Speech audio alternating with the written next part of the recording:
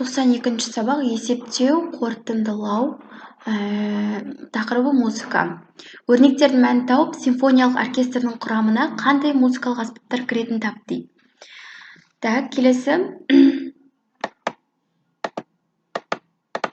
101-ді 4-ке көбейтсек 404. Бұл рояль деген сөз. Рояль деп жазайын.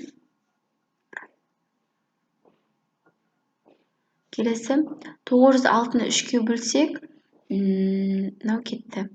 302 қалады. 302 бізде ретавра дейді. Ретавра. Бұл аспаптардың түрлері. Кетті. Келесі 101-ді 8-ге өтсек, 808 тәрелкелер. Мынау бірінші тұрған сурет, мынау екінші тұрған сурет, мынау үшінші тұрған сурет. Келесі 303-ті 2-ге көбейтсек, 606 валторна деймі? Сондай. Бұл төртінші сурет. Валторна деп жазылады екен. Келесі 103-ті 2-ге көбейтсек, 206 бізде скрипка. Скрипка. 5-ші тұрған сурет. 900-ді 20-ға бөлсек, 45 шығады. Бұл гобой дейді. 6-ші тұрған сурет. Гобой. 320-ны 2-ге бөлсек, 160 болады. Флейта дейді. Бұл 7-ші тұрған сурет. Флейта. 333-ті 3-ге бөлсек, 111. Арфа. 8-ші тұрған есеп. Арфа. Келесі есеп, қорапта болды, түрлі түсті қарындаштар, жай қарындаштар тіркестерін пайдаланып, сызба бойынша есеп құрастыр. Жалпы қорапта түрлі түсті және жай қарындаштар болды. Және қорапта 29 қарындаш алынды және неше қарындаш қалды дейді. Бұл жерде 56 қосу 14. Так, 56-ға 14-ті қоссақ қанша болады? 70 болады. Қорапта 70 түрлі түсті және жай қарындаштар болды. Одан Арман келіп 29 қарындаш алды. Сонда неше қарындаш қалды дейді.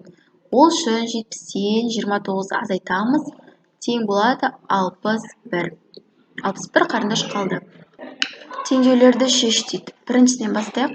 56 бөлу 4 қосу x тең 257.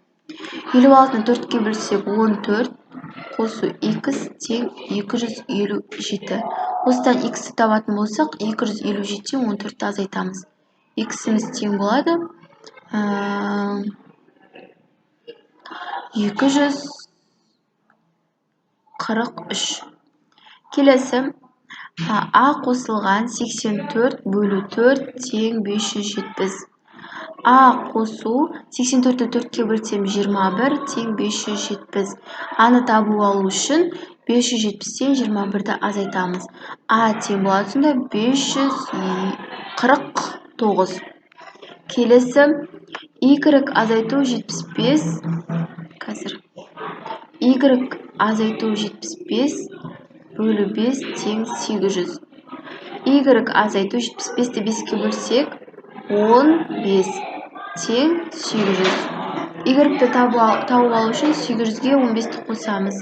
Y тең 815. Жауабы 815. Келесі 4-ші есеп 84 бөлу 7 көбейту b тең 120. Алдымен мына жердегі бөлуді орындап аламыз. 84-ті 7-ге бөлсек 12 болады. Көбейту b тең 120. Осыдан b-ны табатын болсақ, көбейтуге кері амал бөлу 120-ны 12-ге бөлеміз. Сонда b тең болады 10. Тексеріп көрейік ал. 84 бөлу 7 көбейту 10 тең 120. 84-ті 7-ге бөлсек 12, 12-ден 12-ні 10-ға көбейтсек 120. 120 тең 120. Келесі есеп, 4-ші есеп. 4-ші есепте амалдарды орындауымыз керек. Бірден жауабын жазып кетейік. 39-ды 13-ке бөлсек 3 болады. 54-ті 18-ге бөлсек те 3 болады. 84-ті 12-ге бөлсек қазір айтайын. 8 84 бөлу 12 7 болады. 72-ні 24-ке бөлсе 3-тен келеді. 56-ны 14-ке бөлсең 4 болады. 70-ті 14-ке бөлсең 5 болады. 96-ны 32-ке бөлсең 3 болады. 90-ды 15-ке бөлсең 6 болады. Келесі 5-ші есеп. Көбейтуді орындаймыз және бөлуді орындаймыз, дұрыстығын тексереміз. 17-ге 2-ні көбейтсек 34, 65-ті 2-ге көбейтсек 130. Келесі 550-ді 5-ке бөлсек 110, 800-ді 40-қа бөлсек 20, 75-ті 5-ке бөлсек 15, 60-ты 8-ге бөлсек 480, 84-ті 6-ға бөлсек 14, 960-ты 6-ға бөлетін болсақ 160 болады. Келесі қалдықпен бөлуді орында. Қалдықпен бөлуді орындаған кезде шамамен келетін мәнін жазамыз және азайтқан кезде ең соңғы шыққан сан қалдық болып саналады. 50-ді 12-ке бөлетін болсақ, бағандап бөлейік. 50-дің ішінде 12 нешеден болуы мүмкін? Әрине 4-тен болады. 48, 48-ден азайтқан кезде 2. Бұл жерде 2 қалдық. Келесі 85-ті 18-ге бөлген кезде 85 бөлу 18 5-тен берсек 90 болып кетеді, сол үшін 4-тен береміз. 72 болады. Ал азайтқан кезде 13 қалады. Бұл жерде 13 қалдық, өйткені 13 18-ге бөлінбейді. 5-ті 8-ге бөлген кезде 5 бөлу 8 0-ден мына жерде 5 8-ге бөлінбейді. Келесі 21-ді 4-ке бөлген кезде 5-тен келеді 1 қалдық. 5 қалдық 1. Келесі 60-ты 7-ге бөлген кезде 8-ден келеді 4 қалдық.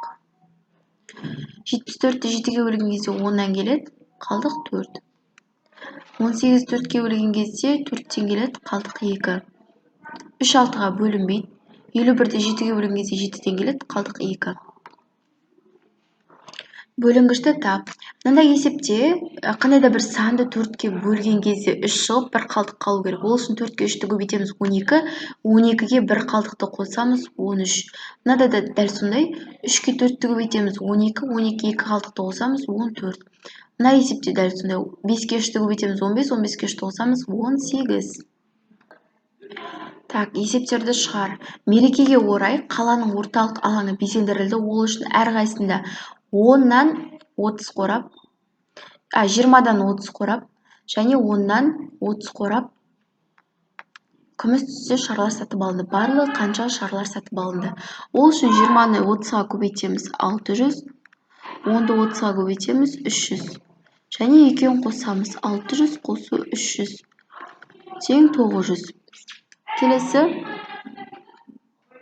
кондитер фабрикасында сыйлықтар қораптарға салынды. Bir қорапқа 20 сыйлық сияды. 800 сыйлықты салу үшін қанша қорап қажет дейді. Ол үшін 800-ді 20-ға бөлеміз.